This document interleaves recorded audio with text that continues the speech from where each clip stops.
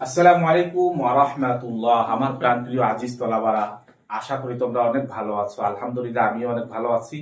আমি মাওলানা মোহাম্মদ রহমাতুল্লাহ। আমি মোহাম্মদী আশরাফুল মাদারিসের ওস্তাদ হিসেবে খেদমতে নিয়োজিত আছি এবং মোহাম্মদী জামে মসজিদের ইমাম হিসেবে খেদমতে নিয়োজিত আছি।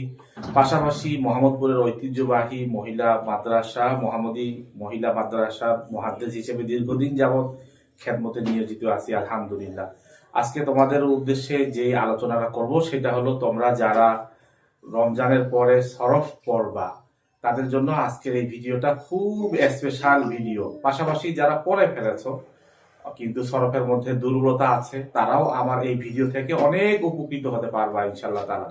এবং যারা খুব ভালো করে পড়েছো তারাও আমার এই ভিডিওটাকে ফলো করতে পারো। পাশাপাশি আমাদের অনেক জেনারেল ভাই বোন আছেন যারা আরবি শিখতে চান, এলমু সরফ এবং এলমু নাহু শিখতে চান, তারাও স্পেশাল ভাবে আমার এই ভিডিও থেকে অনেক উপকৃত হতে পারবেন। সরফ সম্পর্কে পরিপূর্ণ আইডিয়া আপনারা পেয়ে যাবেন। আমরা খুব কঠিন ভাষায় আলোচনা করব না, খুব সহজ এবং সাবলীল ভাষায় আমরা আমাদের আলোচনাগুলো করব।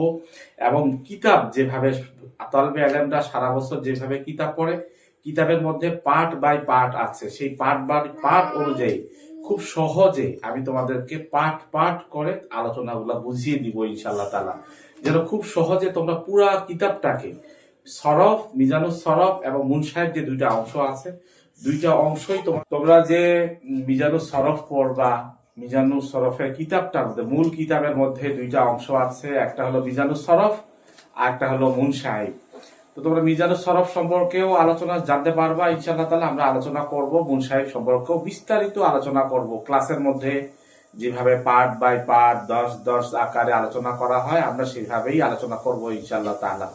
একবারে ভেঙ্গে ভেঙ্গে আলোচনা করব। তোমরা রমজানের মধ্যে পুরো কিতাবের আলোচনা জেনে যাবা ইনশাআল্লাহ তাআলা। আল্লাহ আমাদের সবাইকে তৌফিক দান করুন।